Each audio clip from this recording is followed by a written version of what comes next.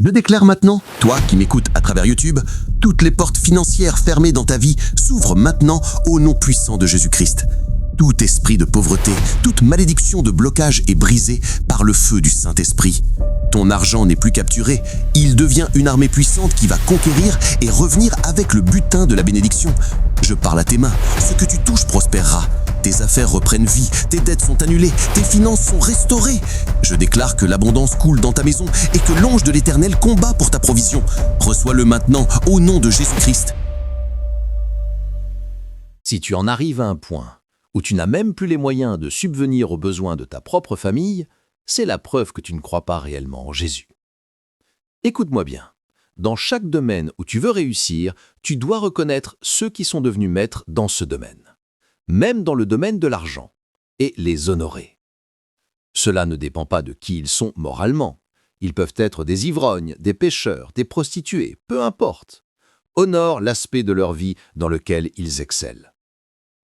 La Bible dit « broie ». Mais si quelqu'un ne prend pas soin de ses siens, surtout de ceux de sa propre maison, il a renié la foi et il est pire qu'un infidèle.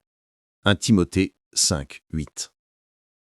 Cela signifie que ne pas pourvoir aux besoins de ta famille, c'est renier la foi.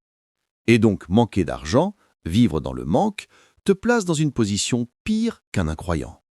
Un incroyant devient meilleur que toi. Alors je te le dis, n'insulte pas l'argent. Il y a des gens qui sont devenus des maîtres de l'argent, des institutions vivantes de la richesse. Quand tu les vois, tu n'as même pas besoin qu'ils montrent un billet. Tu ressens la prospérité sur eux. Ils n'ont peut-être même pas de costume, parfois ils sont en t-shirt, mais tu sens, cet homme respire l'argent. Tu comprends ce que je dis? C'est une dimension. Alors, dans chaque domaine, apprends à reconnaître les maîtres et à les honorer, quel que soit leur passé ou leur condition morale.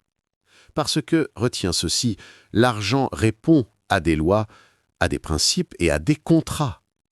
L'argent n'obéit pas à la prière. Tu peux prier autant que tu veux, si tu violes les lois de l'argent, tu resteras pauvre. Et l'argent déteste être insulté.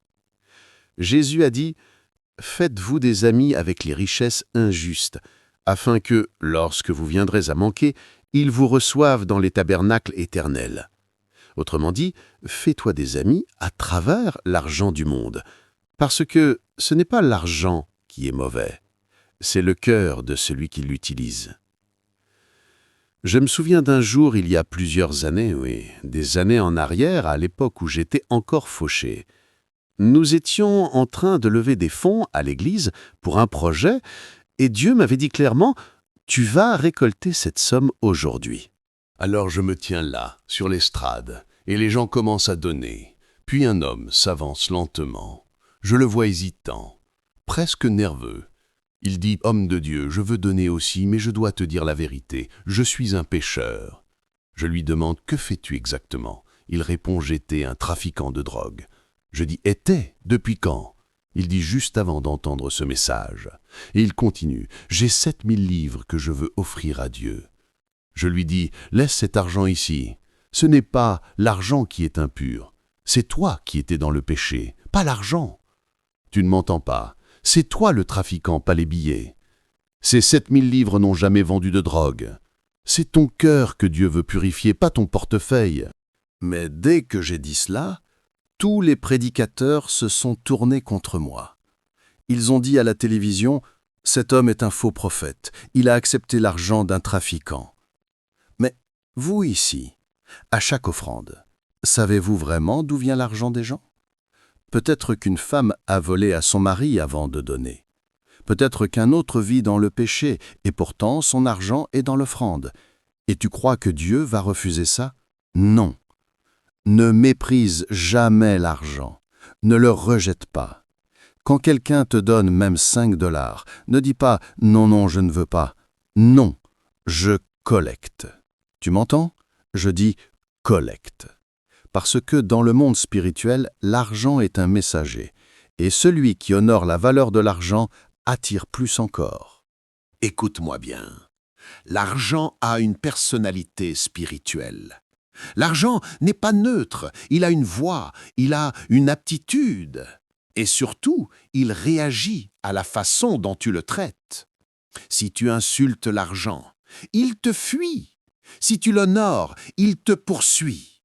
Je le dis toujours, ne rejette jamais l'argent.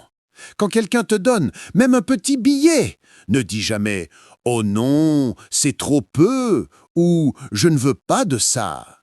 Non, reçois-le avec reconnaissance et bénis-le. Parce que chaque pièce, chaque billet est un soldat spirituel.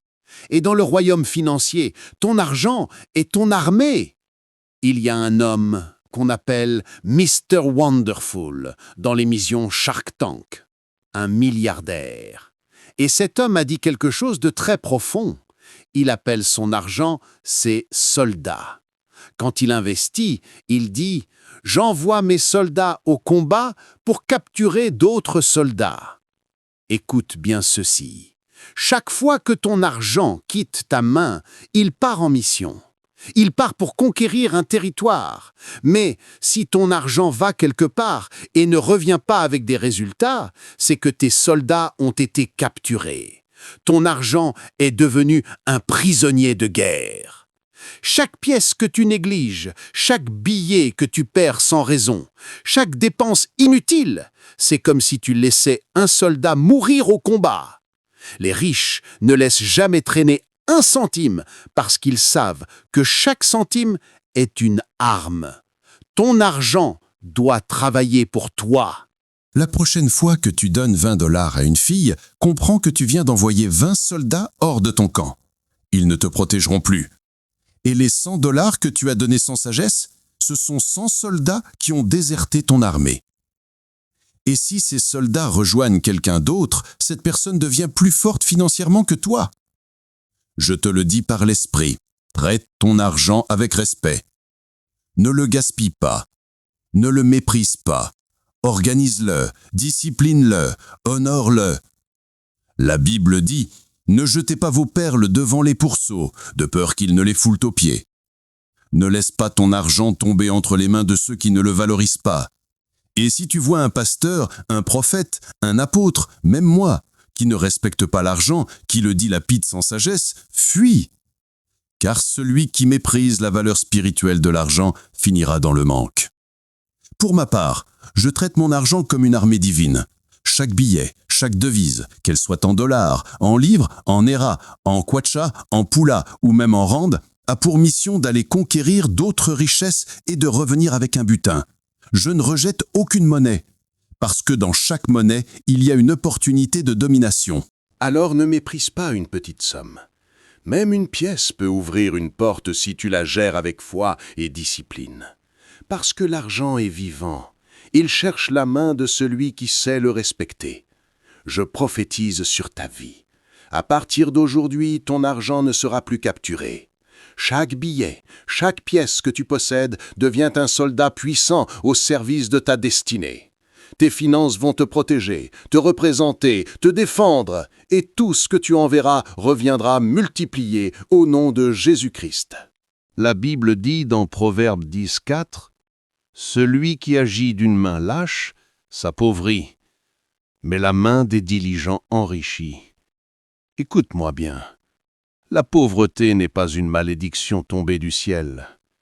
C'est une conséquence d'un désordre dans la gestion, d'un manque de diligence. Dieu n'a jamais créé l'homme pour manquer, mais il a établi une loi. Celui qui agit avec sagesse prospérera. Le verset suivant dit « Celui qui amasse pendant l'été est un fils prudent, mais celui qui dort pendant la moisson est un fils qui fait honte. Comment se fait-il que dans ton pays, tout le monde fasse de l'argent, mais toi tu es encore là à les juger? Tu vois un homme prospère et tu dis « c'est un voleur ». Mais Dieu te dit non, c'est l'été. Et pendant que tu dors, les autres récoltent. Le moment que tu traverses est une saison de moisson, pas une saison de critique. Les riches ne sont pas tous des voleurs. Certains ont simplement compris les règles spirituelles et naturelles qui gouvernent l'argent. L'argent n'a pas de sentiment. Il ne reconnaît ni ta foi, ni ta prière, ni ta souffrance. Il reconnaît seulement les règles. Et si tu respectes ces règles, l'argent te suivra. Écoute ceci. L'argent n'a pas été créé pour les saints. Il a été créé pour répondre à un besoin. La Bible dit dans Proverbe 18:11, « La fortune du riche est sa ville forte, et comme une haute muraille dans son imagination. » Pourquoi l'argent existe-t-il? Parce que le manque existe. S'il n'y avait aucun besoin sur la terre, il n'y aurait jamais eu d'argent. L'argent est né de la rareté. Il est devenu le moyen d'échange entre deux manques. Imagine, j'ai du pouvoir, mais je n'ai pas de Bible. Toi, tu as une Bible, mais tu n'as pas de pouvoir. Alors nous faisons un échange. C'est du commerce. Et quand le troc a évolué, Dieu a permis qu'une valeur symbolique soit introduite, l'argent. C'est toujours du troc, mais sous une autre forme. Alors retiens bien ceci. L'argent est la preuve d'un manque. Et si tu veux attirer l'argent, tu dois devenir un résolveur de manque. Celui qui ne résout aucun problème ne mérite pas d'être payé. Tourne-toi vers ton voisin et dis « Si tu ne résous aucun problème, tu ne mérites pas l'argent. » C'est aussi simple que ça. Les riches sont simplement des gens qui ont trouvé un problème à résoudre et le résolvent mieux que les autres.